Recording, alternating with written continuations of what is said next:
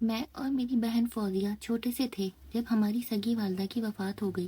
کچھ عرصے بعد والد نے ہماری خاطر میری مرحومہ ماں کی ایک دور پر ایک رشتے دار کزن سے دوسری شادی کر لی۔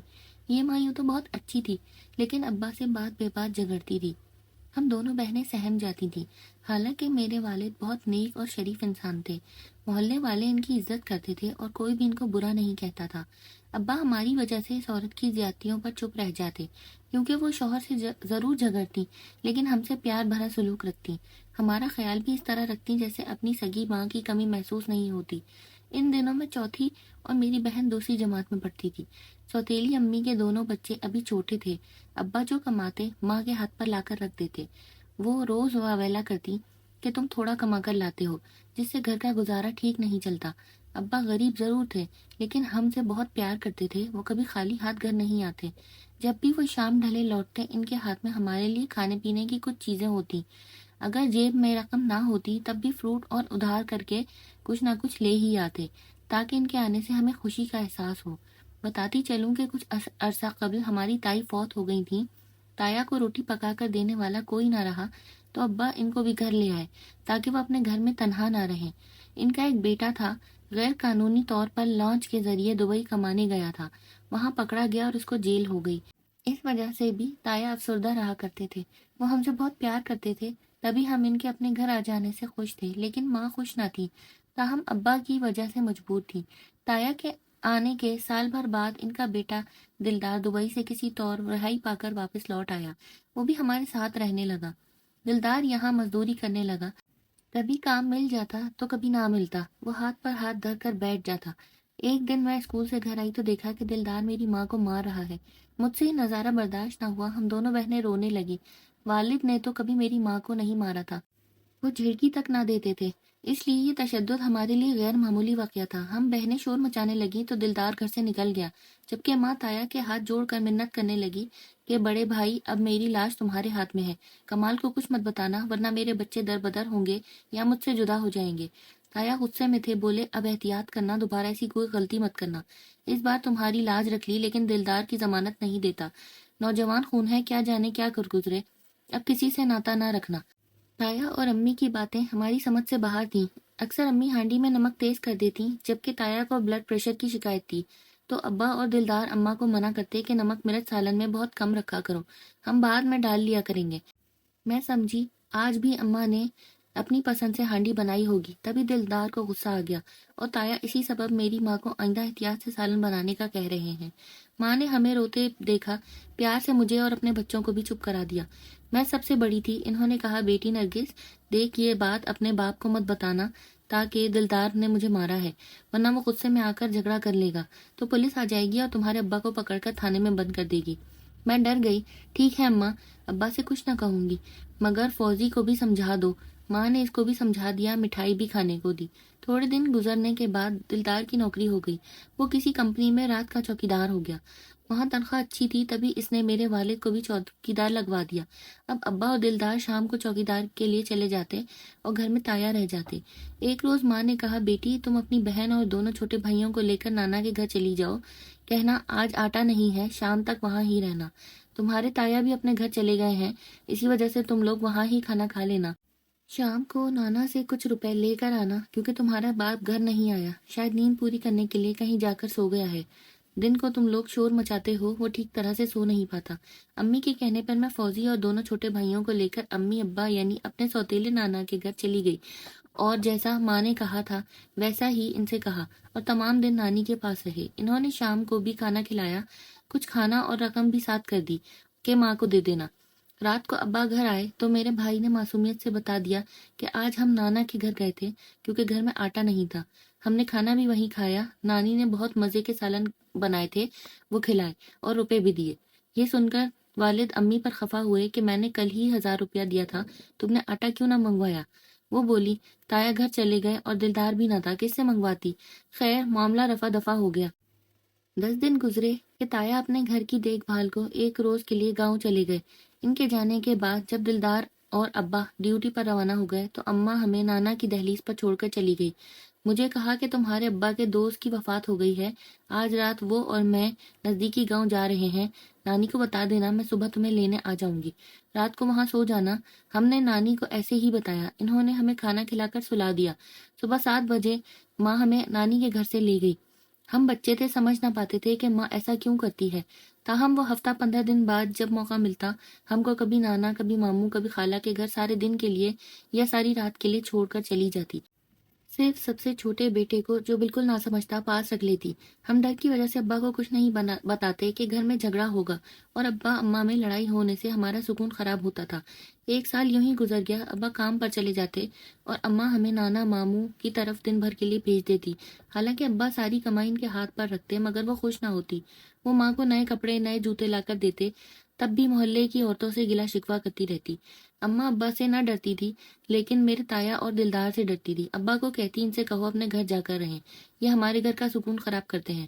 وہ ابا سے ایسا کہتی لیکن تایا اور دلدار کا خیال اپنے شوہر سے زیادہ رکھتی اور ان کی خوشامد کرتی۔ وہ رقم مانگ لیتے تو دے دیتی۔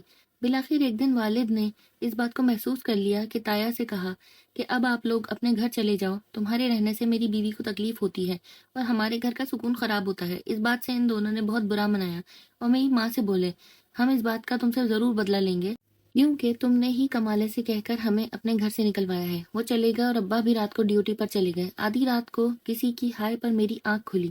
میں چارپائی پر اٹھ بیٹھی، سوچا کہ ابا تو گھر میں نہیں ہے، تایا اور دلدار بھی چلے گئے ہیں، پھر یہ کس کی کراہ تھی؟ یہ کسی مرد کی آواز تھی۔ ہمارے گھر میں تو کوئی اور مرد نہ تھا۔ نیند میں تھی، سوچا شاید خواب میں ڈر گئی ہوں۔ دوبارہ لیٹ گئی اور نیند کی آغوش میں چلی گئی۔ صبح ہوئی تو اماں نے بتایا کہ تمہارے ابا دبئی چلے گئے ہیں کیونکہ ان کو یہاں تنخواہ کم ملتی تھی۔ اس پر بہت لوگوں کا قرضہ تھا، اب وہ دبئی سے کما کر بھیجیں گے تو ہمارا قرضہ بھی اتر جائے گا اور ہم امیر ہو جائیں گے۔ میں تب 12 سال کی تھی، یہی سمجھتی رہی کہ ہمارا باپ دبئی کمانے گیا ہوا ہے۔ اکثر ہم بچے پوچھتے اماں ہمارا باپ کب آئے گا، وہ ٹال مٹول کر دیتی۔ اس دوران ماں خوش باش رہتی، ہم نے اس کو اداس نہ دیکھا۔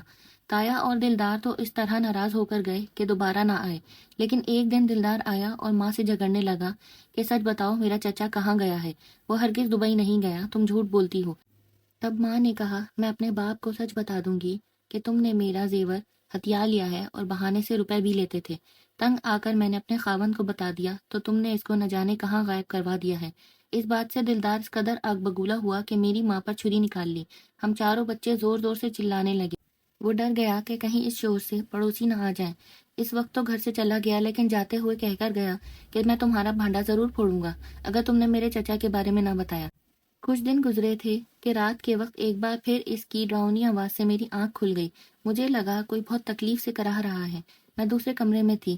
میں نے اماں اماں کہہ کر امی کو پکارا۔ وہ دوڑ کر میرے پاس آئی اور میرے منہ پہ ہاتھ رکھ کر بولی چپ ہو جا، سو جا، کچھ نہیں ہے، کوئی ایسی بات نہیں ہے، آنکھیں بند کر لے۔ رات کا 1 بجا تھا، میں نے آنکھیں بند کر لیں۔ وہ چلی گئی۔ اب میں سمجھدار ہو گئی تھی، محسوس کر لیا کہ ہمارے گھر کوئی غیر معمولی معاملہ ہوا ہے۔ صبح میں نانا کے گھر چلی گئی اور ان کو ساری بات بتائی۔ وہ پریشان ہو گئے، ہمارے گھر آئے، ماں پریشان بیٹھی تھی۔ انہوں نے پیار سے کچھ روب سے پوچھا کہ کیا ہوا ہے۔ تب ماں نے بتایا رات تایا اور دلدار آئے تھے، انہوں نے نادر کو قتل کر دیا ہے۔ نادر اماں کا خالہ زاد تھا۔ یہ سن کر نانا پریشان ہو گئے۔ وہ اماں کو دوسرے کمرے میں لے گئے۔ باقی احوال انہوں نے اپنی بیٹی سے اکیلے میں پوچھا۔ میں دروازے سے کان لگائی تھی، وہ کہہ رہے تھے کہ تو نے نادر کو کیوں بلایا؟ اگر یہ سب تیرے سامنے ہوا ہے تو سمجھ لے کہ تیری جان بھی خطرے میں ہے، وہ تجھ کو کسی دن مار جائیں گے۔ وہ بیٹی اور ہمیں اپنے گھر لے آئے اور نہ جانے کے اندیشے کے سبب انہوں نے امی کو بغیر بتائے پولیس میں جا کر یہ بات رپٹ لکھوا دی اور میرا داماد پردیس گیا ہوا ہے، اس کی غیر موجودگی میں اس کا بھائی اور دلدار میری بیٹی کے گھر رات کو آئے تھے، نہ جانے کس نیت سے، جبکہ میرے داماد سے ناراضگی چل رہی تھی، لہٰذا میری بیٹی اور اس کے بچوں کی جان کا تحفظ کیا جائے۔ یہ نانا کی نادانی یا بھول تھی کہ بڑھاپے سے مغلوب خوفزدہ ہو کر تھانے گئے۔ اگلے دن تھانے دار نے تایا اور دلدار کو بلا کر تفتیش کی تو جو انہوں نے کہا وہ بیان کے قابل نہیں۔ انہوں نے بتایا کہ اس عورت رفت یعنی کہ میری ماں کہ اپنے خالہ زاد نادر سے مراسم شادی سے قبل تھے، دونوں ایک دوسرے کو پسند کرتے تھے اور شادی کرنا چاہتے تھے، مگر بڑوں نے نہ ہونے دی اور رفت کی شادی کمال دین سے ہو گئی۔ رفت شادی کے بعد بھی نادر سے ملتی تھی، جس کا علم دلدار کو ہو گیا تھا۔ اس نے چچی کو مارا، اس امر سے باز رہنے کو کہا، مگر وہ باز نہ آئی اور اپنے شوہر کمال دین کو دھوکہ دیتی رہی اور تایا اور دلدار کی خوشامد کرتی رہی کہ میرے شوہر کو مت بتانا ورنہ میں برباد ہو جاؤں گی۔ اس نے اسی سبب ہم دونوں کو کمال دین سے کہہ کر اپنے گھر سے نکلوا دیا تاکہ شوہر گھر پر موجود نہ ہو، وہ اپنا خالہ جات سے میل جول رکھ سکے۔ اس اثنا میں کمال دین غائب ہو گیا۔ ایک دن وہ ڈیوٹی سے جلدی گھر چلا گیا، اس کے بعد وہ دوبارہ نہ آیا۔ تب تشویش ہوئی، رفت سے پوچھا، وہ کہتی تھی دبئی گیا ہے۔ شک کی بنا پر ایک رات ہم دونوں باپ بیٹا آدھی رات کو اس کے گھر پر دیوار پھران کر گئے تو نادر کو وہاں موجود پایا۔ تب ہم نے غیرت کی وجہ سے اسے گلا دبا کر قتل کر دیا اور لاش کو صحن میں دبا دیا۔ ہم اپنے کیے کا اعتراف کر رہے ہیں، مگر اب اس عورت سے پوچھا جائے کہ اس کا شوہر کہاں ہے۔ پولیس نانا کے گھر آئی اور میری ماں کو گرفتار کر کے لے گئی۔ تفتیش کی تو بعد میں پتہ چلا اس نے نادر کے ساتھ مل کر ایک رات ابا کو اسی طرح گلا دبا کر صحن میں دفنا دیا تھا۔ یہ بات پھیلا دی کہ کمال دین کمانے دبئی چلا گیا ہے۔ تاہم دلداد کو شک ہوا اور اسی سبب ایک رات کو وہ ہمارے گھر آ گیا اور وہاں نادر کو دیکھا۔ اس نے بھی ایسے ہی نادر کے ساتھ کیا جو نادر اور رفت نے کمال کے ساتھ کیا تھا۔ پولیس نے صحن کھودا تو ایک نہیں 2 افراد کے جزے خاکی برآمد ہوئے۔ مقدمہ چلا۔ نانا نے اماں کو بچانے کی کوشش میں وکیل کیا اور اپنا مکان بیچ کر روپیہ بہایا، لیکن وہ بیٹی کو نہ بچا سکے۔ اماں کو عمر قید ہو گئی جبکہ تایا اور ان کے بیٹے کو پھانسی ہو گئی۔ یوں وہ ایک راز ایک بھیانک انجام کی صورت میں کھل گیا جو عرصے تک میرے اندر گھٹن اور تکلیف بن کر میرے دل کو کھاتا رہا تھا۔ یہ وہ دکھ تھا جسے میں نہ بھلا سکتی تھی۔ اس کے بعد ہماری زندگی کے شب و روز کیسے گزرے، ہم پر بڑے ہونے تک کیا گزری، یہ ایک الگ داستان ہے، لیکن یہ میری زندگی کا ایک ایسا واقعہ ہے جسے مرتے دم تک نہ بھلا سکوں گی۔ تو کیسی لگی آپ کو یہ کہانی؟ اگر پسند آئی ہو تو اس کو لائک کر دیجیے گا اور چینل کو سبسکرائب کر لیجیے گا۔